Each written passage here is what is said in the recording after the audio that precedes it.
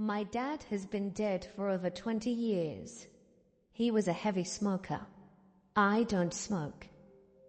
About 10 years ago, I was driving home along a village road that came to a T-junction on a blind bend. And while I was usually really careful, that day I had a lot on my mind and wasn't really concentrating. I suddenly realized that I was approaching the junction far too fast, and I put my foot on the brake to find the pedal was already halfway down, and at that same moment the car was filled with the smell of cigarette smoke. I was able to stop safely, and as I did so I heard a voice in my head say, "Now concentrate, you daft bat," which is exactly the sort of thing he would have said. Thanks, Dad. I still miss you. Back in 2011, I was living in a house in El Paso, Texas for a year with my 2 sons. It was a nice place with a huge backyard for our dogs, 3 bedrooms, 2 dens, and a 2-car garage. It was a great place for the price.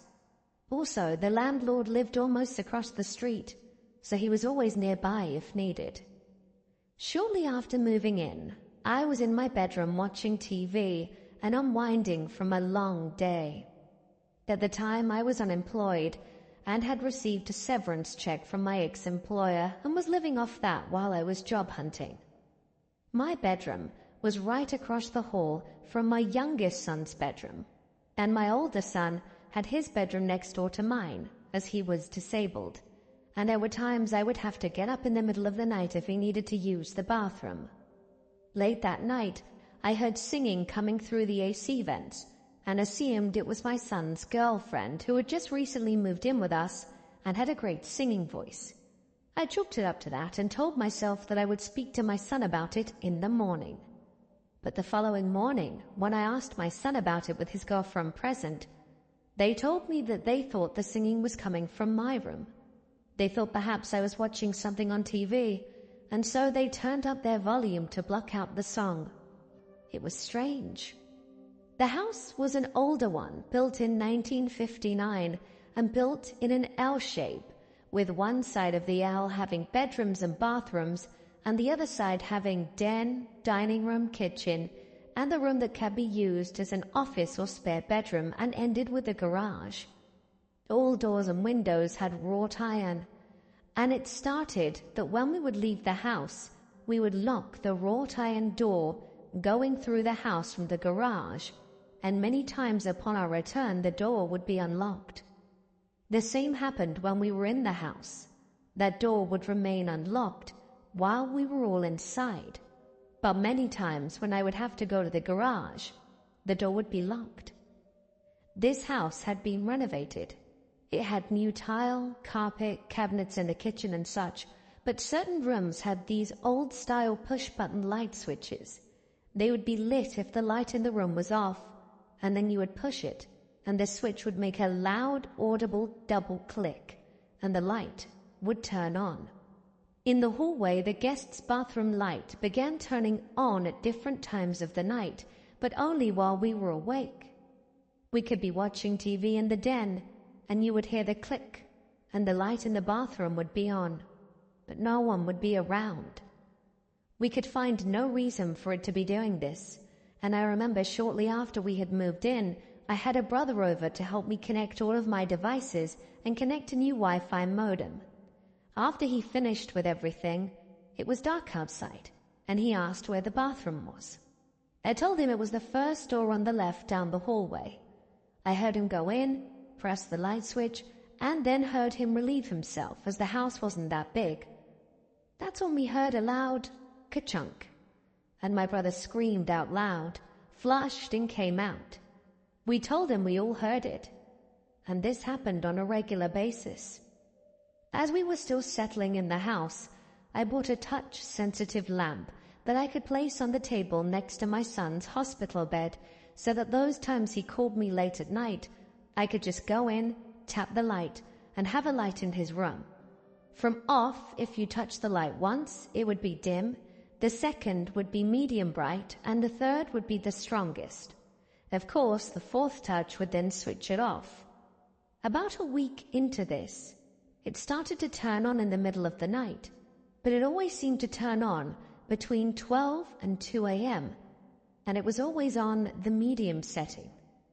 There was no way that my disabled son could have been able to reach the light, as it was to the left of his bed and out of range of his hands and arms, as he had very limited range of motion in his arms after his car accident. This light turned on every night without fail.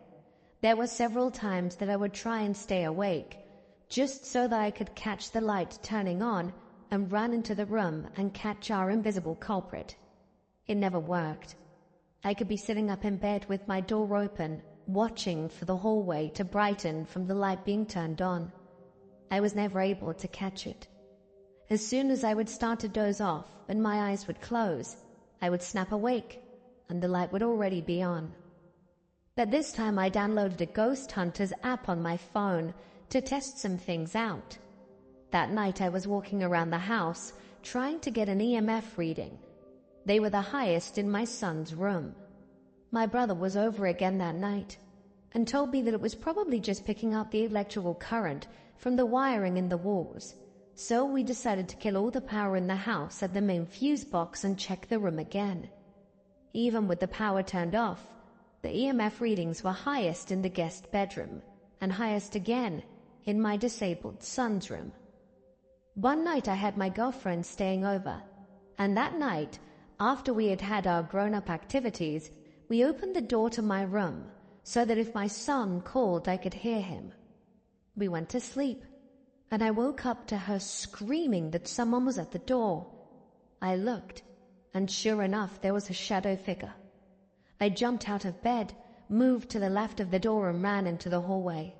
From there I saw the shape go into the bathroom, the same one that kept turning itself on. I turned on the light, and my hands were shaking, preparing to combat whoever was in there. But there was no one.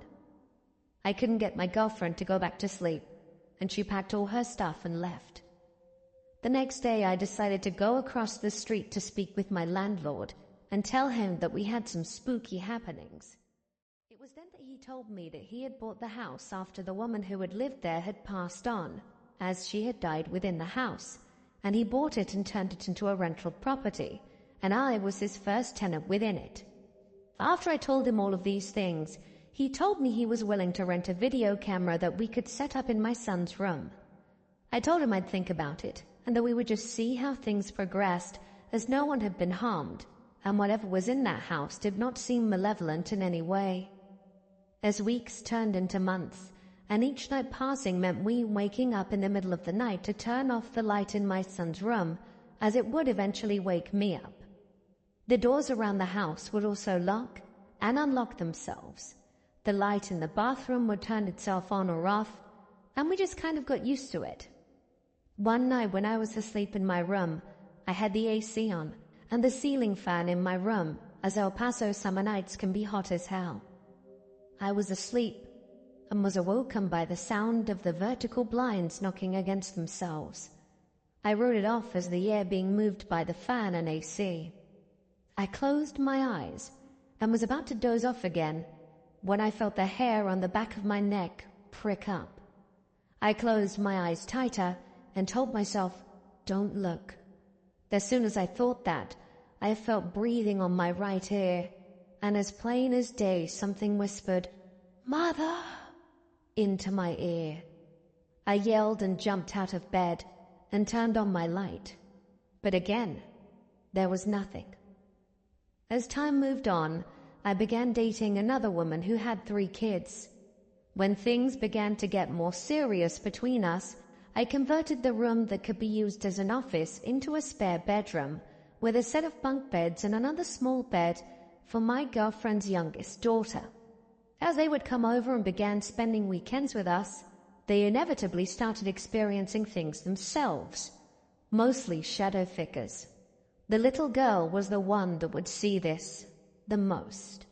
She'd get scared and come into our room and jump into bed with us. All of us had experiences with the shadow, as we began to call it. There were times where I'd be watching TV in the den, and I would feel the hair on the back of my neck stand on end. I would spin around, only to catch a streak moving away, and in a second it would be gone. There was one morning that I woke up at around 4:30 a.m., hideously early, and the damn light was on in my son's room again. I always tried to catch the light and turn it off before it woke my son, as due to his brain injury, sleep was very important for him to have. As I walked in quietly to switch off the light, I was pissed that this had been going on for so long. I tapped the light twice to turn it off and started walking out of the room. I stopped at the foot of my son's hospital bed and said out loud, "If there is something here, turn on that light." And almost immediately it did. I didn't realize that my son, who I thought was asleep at the time, woke up. The look of terror on his face shook me to my core. To this day, I still have nightmares about that morning and the look on his face. After that morning, I unplugged that lamp and put it away in the garage. As our 1-year lease was coming to an end, I contacted the El Paso Paranormal Society and asked if they could come and check out the house. I called them and sent them an email via the website but never got an answer. My girlfriend, who I married, but that didn't last, and that's a story for another day, ended up moving and buying a house in the same neighborhood only about 3 blocks away. As we were almost done with our move, I was finally contacted by the El Paso Paranormal Society. They were anxious to come check out the house and wanted to set up an appointment about 2 weeks from the day of their call. I told them we were already moving and that we would not be living there any longer, and by the time they would come, we'd be gone. So the guy I spoke to gave me some advice. He said to make sure that the last thing we said when we left the house for the final time would be to announce to whatever was in it that we were going and it needed to stay there and that they weren't allowed to follow. Him saying it gave me chills. That night, as me and my girlfriend were getting the last things out of the house, we did one final walkthrough, make sure all the lights were off, the doors locked, and the landlord had already been over to inspect and just asked us to leave a light on in the house. We chose to leave the light on in the kitchen, as it had a window with vertical blinds that looked out into the driveway of the house. This way, it would seem as if someone was home. As my wife and I got into each of our own cars and had our own windows down as we were chatting to each other, I remembered what the ghost hunter guy had said and told my wife that I'd be right back. I got out of my car, unlocked and opened the front door, and stood in the doorway and called out, "To whatever's in this house, it's your house now. You're not allowed to follow us, and you must stay here." With that statement said, I backed out of the house, closed and locked the door, and got back into my car. I told my wife it was time to go, and all of a sudden, right in front of us, we saw one of the vertical blinds in the kitchen window move sideways, as if someone was getting a look out. We both got chills and agreed it was best to get out of there. It was only after I moved out and having some conversations with some of the neighbors that I discovered that the woman that lived there previously had not only died in that house, but she stayed in the house undiscovered for a little more than a week. Eventually, the police were called to do a wellness check due to the mail and newspapers that began piling up, and no one answering the door when they would knock. After the police gained access to the house, she was found dead in the hallway between my son's room and the bathroom. You know, the one with the light that would turn on and off at all times? Another interesting fact is that as this lady grew older, she became very angry and hateful. She became paranoid, developed dementia, and she alienated all of her family and even her husband, who eventually moved out and just paid the bills while she lived there alone. When her husband passed away, the lady kept the urn with his ashes on the kitchen table that looked out onto the front driveway. The same window that had the vertical blind pushed sideways as if something or someone was looking out at me and my wife at the time on our last night at the house when we moved out. One of this lady's daughters told her, the neighbor's witness, that when this daughter was a child, that she didn't like to be in that room because a dark smoke came out of the outlet at night, the same outlet that my son had his touch lamp plugged into. This meant there was also something in the house, even while the couple that lived there were both alive, as told to me by this same witness. The house was first built over this subdivision in 1959. I wonder now what it was built over. I genuinely believe ghosts and hauntings are real. I think and believe that because both my son and I had very near calls with death, perhaps it made us more susceptible and open to the entities of the house. Have you ever tried to capture something with your camera or phone that you felt but couldn't see? Later you found out you were right when something showed up in the photo that you couldn't see with your eyes, whether at an event or with a family or friend, without an odd feeling at the time. You later realized that a strange feeling was your intuition, signaling that something was off or unusual. This makes you question all the times you felt that way and wondered if there was something unseen. This is an experience I had when I was 27. In late September of 1996, I stayed with a friend, her baby girl and my baby boy. They were born one day apart in June. She and I had been friends for 8 years, and we had many mutual friends. I'd been to her house many times since high school, which had been her late parents' house and her childhood home. When her mum passed away shortly after my friend got married, the house went to her and her new husband. They updated it and moved in and had their daughter. Her husband worked for a coal mine. It was pretty far away, and too far of a commute to come back and forth every day. So he got 1 3-day weekend off a month, then back to work. So it was just her daughter and her most of the time.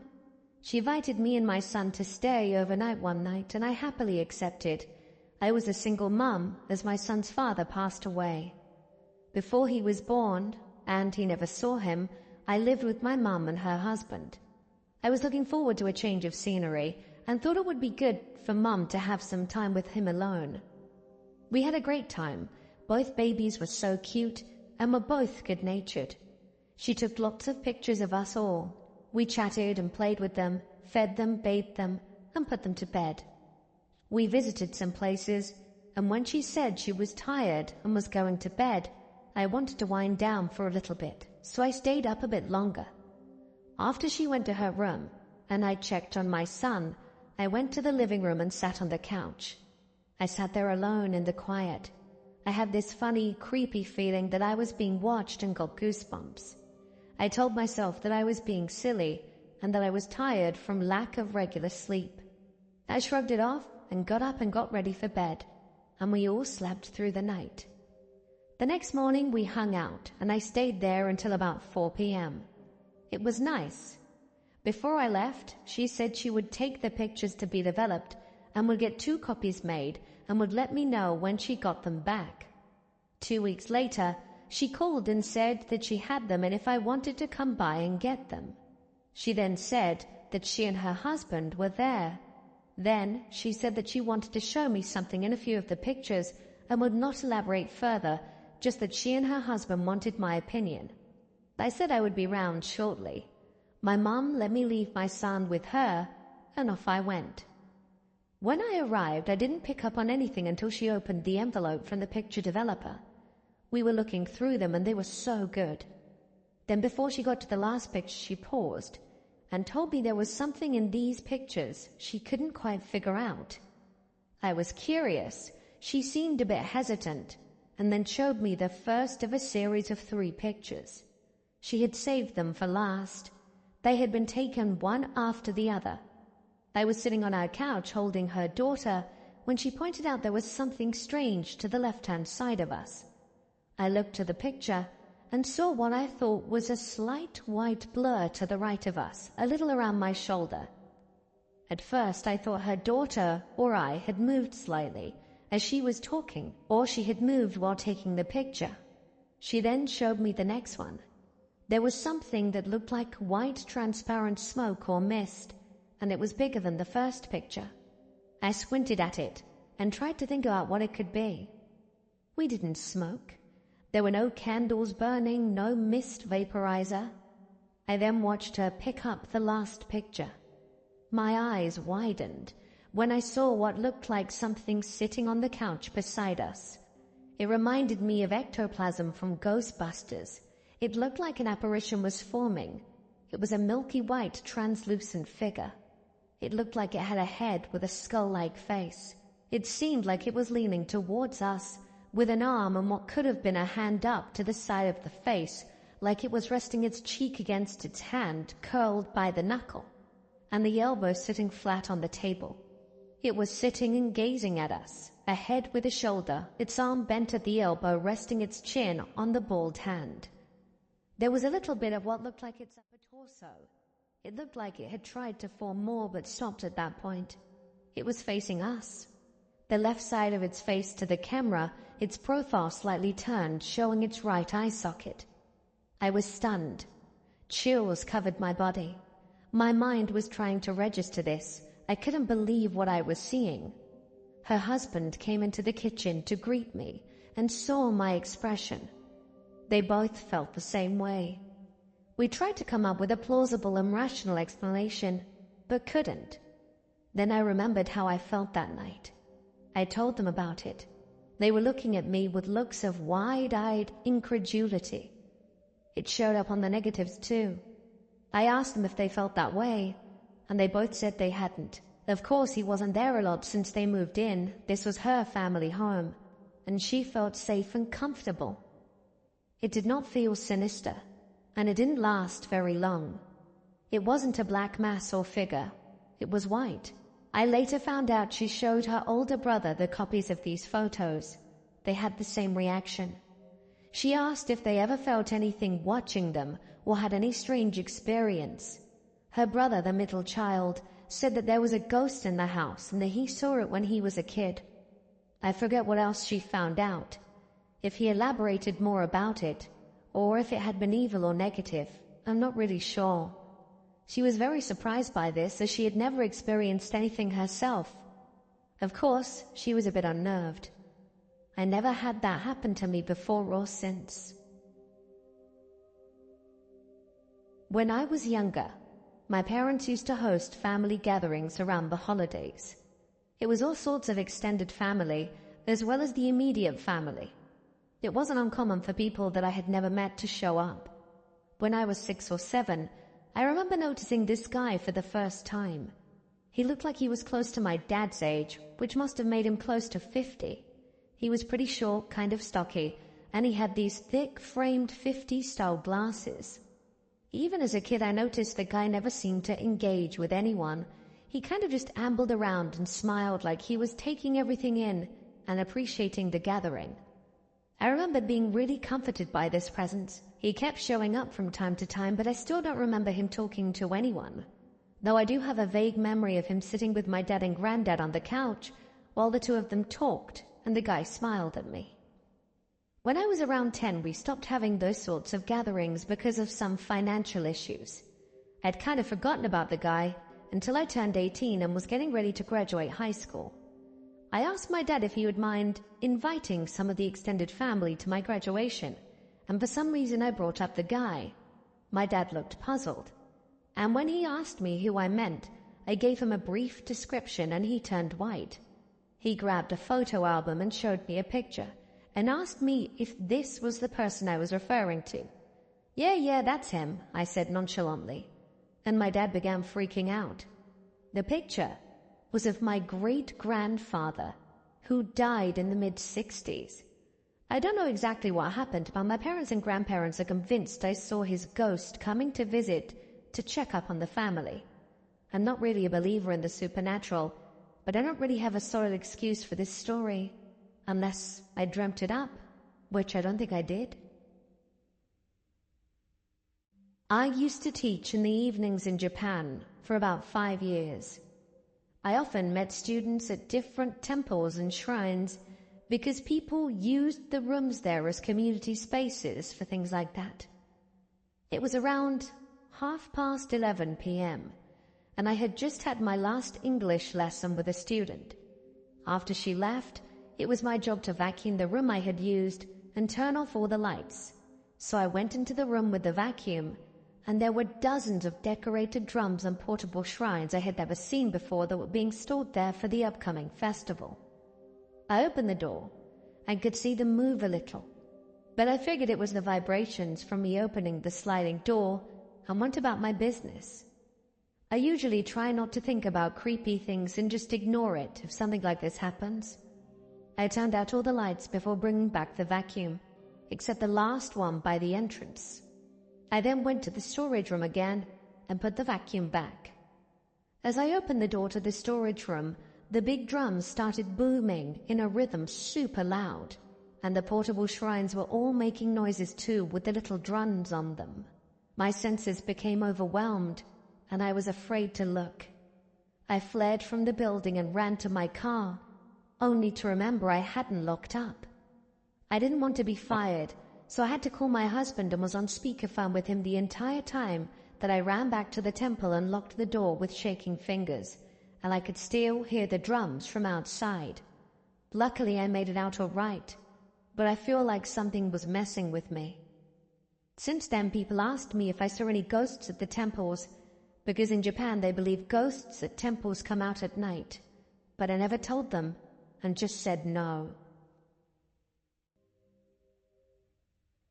I was playing with a stick in the backyard and told myself I could beat the devil's ass with my stick sword. I was 7 at the time. Then, out of a random junk in the backyard, an arm started stretching out and groaning started. It was mumbling something and sounded like the voice of an old person in pain.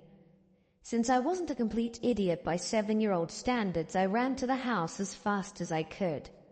Turns out the bookshelf was from a yard sale of someone who died. The arm manifesting itself was the same as the bookshelf. My parents, being superstitious Hispanics, took that bookshelf to the dump, not allowing that negative juju into our home. They said a rosary for a week, sprinkled holy water in the backyard, and it never happened again. My parents, knowing I wasn't a liar, thankfully believed me. What happened made no sense, but I'm sure it was tied to the passing of the person. I'm sure if I stayed to see what came out, I probably wouldn't be around today to tell you. I've had a few things happen to me throughout my life. When I was about 12 or 13, I was walking home from a friend's house after school and passed by a girl that appeared to be slightly younger than I was. She was soaking wet and looking seriously upset. So I asked her what was wrong, and she ignored me. I didn't think anything of it. I got home to my father warning me about going near the lakes, because a 10-year-old girl drowned in one the day before. This is the first of many ghosts that have made their presence known to me. When I was 23 and in army barracks, they were haunted as hell. I had the ghost of one girl walk up to me in the middle of the night by opening my door and letting the light in. When I woke up and asked who the hell they were, they screamed and slammed the door. I ran out to catch up with her, because females weren't allowed in the barracks past curfew, and there was no one in the hall. The staff sergeant that was on duty asked me why the hell I was screaming and slamming doors for. So yeah, obviously I had to apologize and close my door and try to sleep again. My wife and I went on a haunted walking tour of Old Town San Juan Capistrano. We enjoyed the spooky stories and history, but never really took the haunted part too seriously. At a stop at one of the old houses, the tour guide explained the history of the house and how she thought of it as her favorite stop. She said she had experienced the former resident, Alice, and that she always felt welcome there. She said people have seen shadows cross the room at night and other times, but never felt threatened. She also said one of her fellow guides liked the house as well, but for the opposite reason. He never felt welcome and always had a disturbing feeling at that part of the tour. As we were standing by the front door, the house is not open to the public, other people, 2 other women on the tour, were asking Alice to show herself and peering around in the windows through the door. My wife looked on with interest while I stood back on the patio and leaned up against the railing. Nothing happened to them or for them, so they left that area and walked around to another side. I stayed for a moment longer, looking inside the house from where I stood.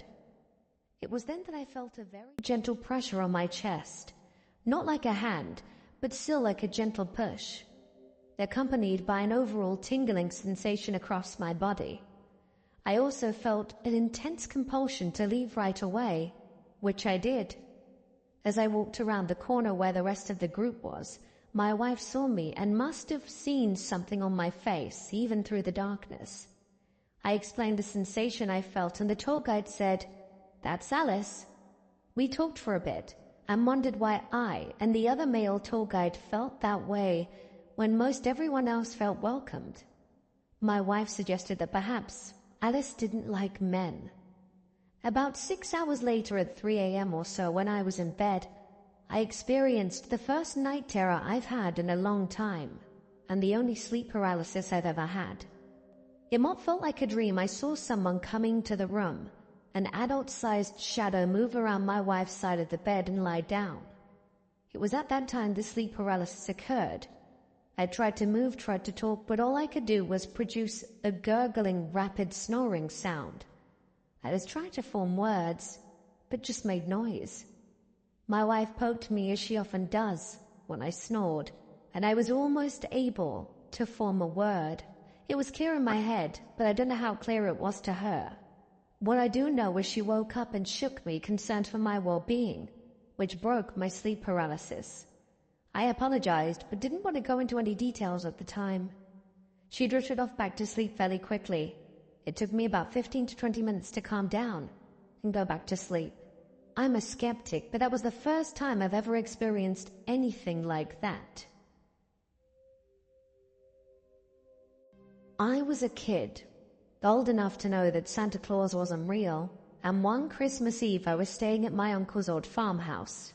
In the middle of the night I awoke to the sight of an old man looking exactly like the typical Santa. I was so confused and scared, so I just kept my eyes closed and eventually fell back asleep. I told my family about this mysterious Santa visit, and to my surprise, no one ridiculed me for thinking I saw Santa. Instead, they determined I was old enough to know the truth about the former owner of the farmhouse. He was a really old person who was sadly found dead under suspicious circumstances. Turns out my uncle had plenty of odd occurrences throughout his time living there. Never anything hurtful or violent, but definitely his presence was known. What really sealed the deal was when they showed me a picture of the previous owner, Saul. And what do you know? He had a remarkable resemblance to Santa. When I was 6 years old, we moved next to my father's parents' house. Suddenly, my mum saw me talking to something that wasn't there. She didn't pay that much attention though, since she thought it was just the imaginary friend phase. After a few days, my friendship started to freak out my mum, and I started asking why my friend was always sad and why he was allowed to stand next to the stove and I wasn't. She then tried to explain that he was just imaginary. "He lives under the sink," I said. My mum told me that I could tell her the exact location and emotions this boy had.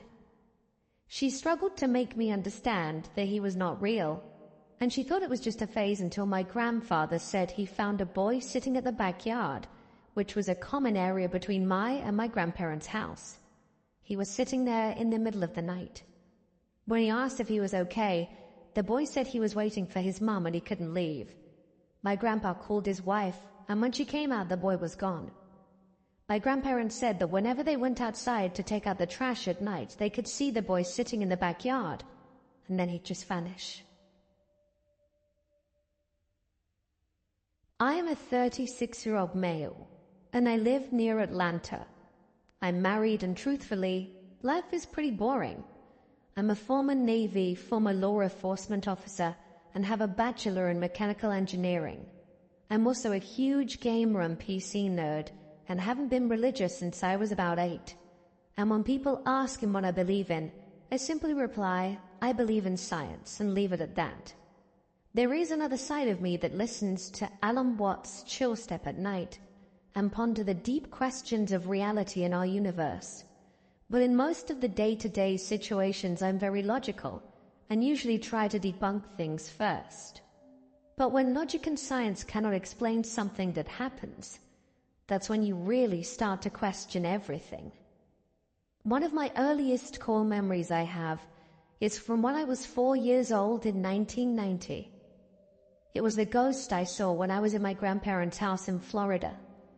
I remember my mum sitting on the couch in the living room talking with both of them, and so I ran off the house to explore instead of listening to the grown-up talk, as interesting as it wasn't.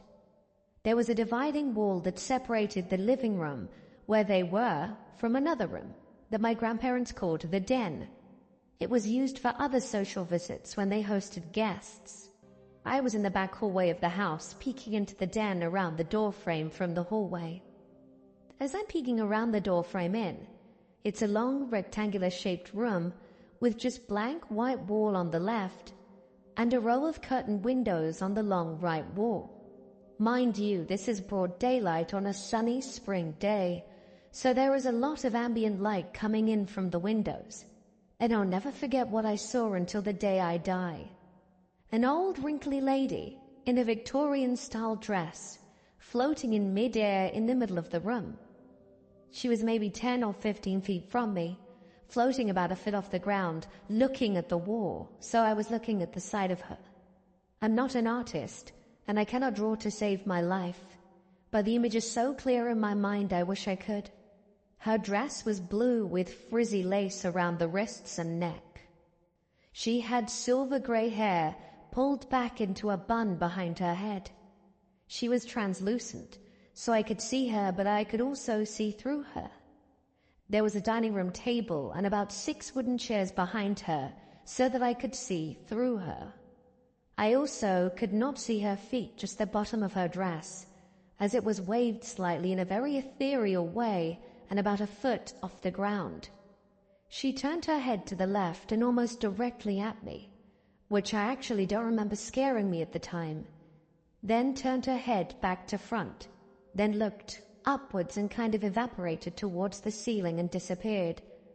That's the clearest memory I have in my entire brain, even more so than other core memories from that young age range.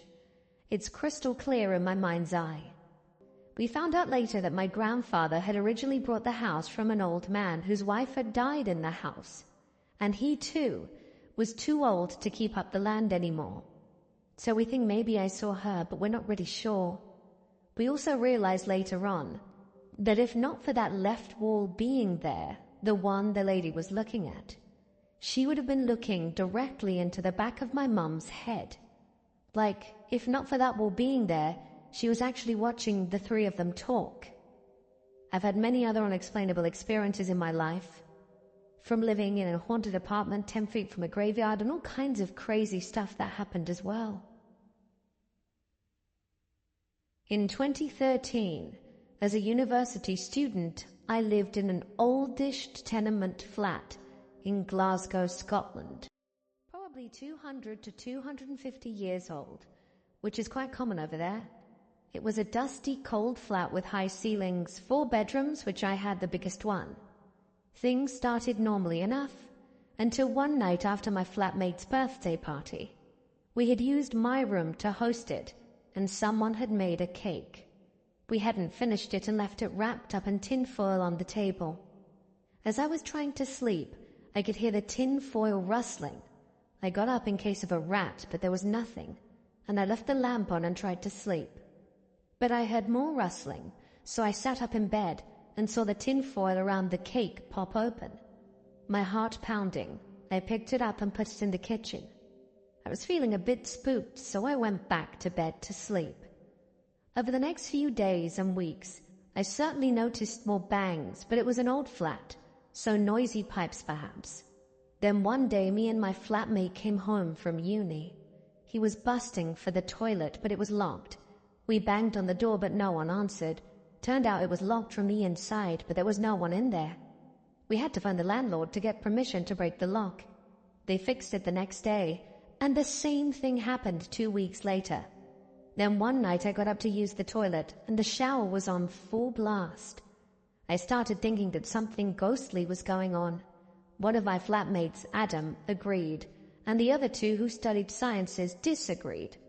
Then one afternoon I was lying in bed on my back texting, and a £1 coin fell from what must have been the ceiling and bounced off my chest.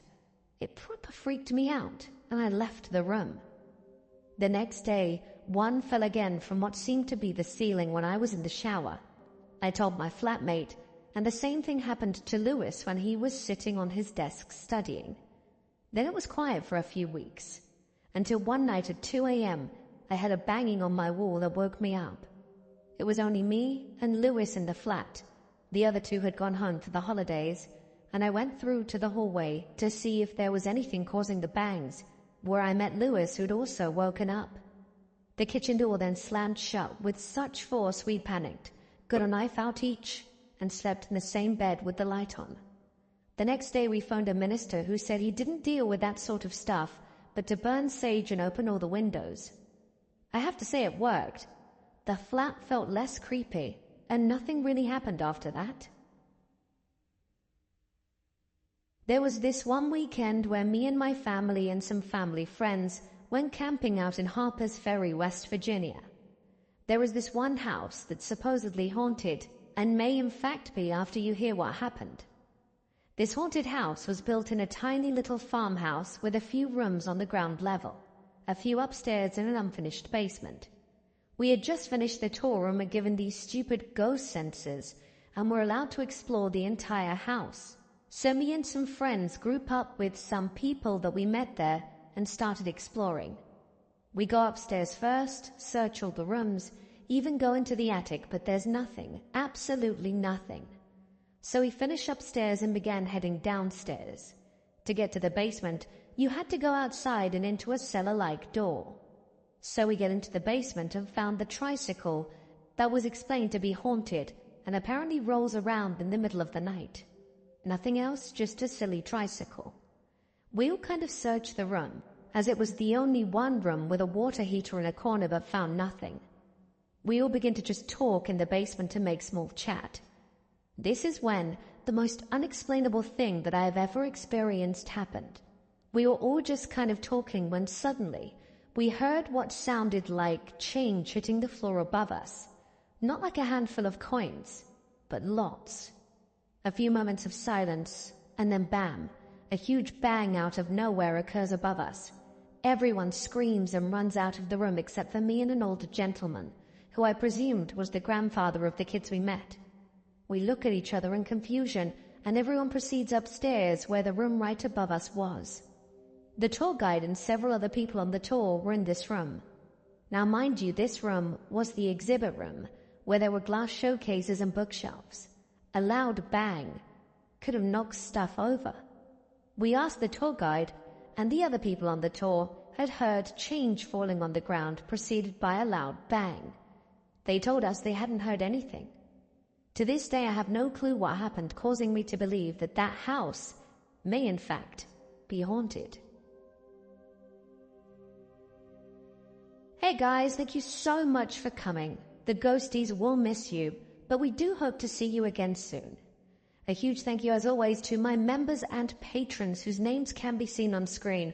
For signing up, you get a bunch of bonus content like a cool exclusive Glitch in the Matrix video, which is only available on those platforms. Follow the links in the description if you'd like to find out more. But until then, stay awesome, and I'll see you in the next one. Good night.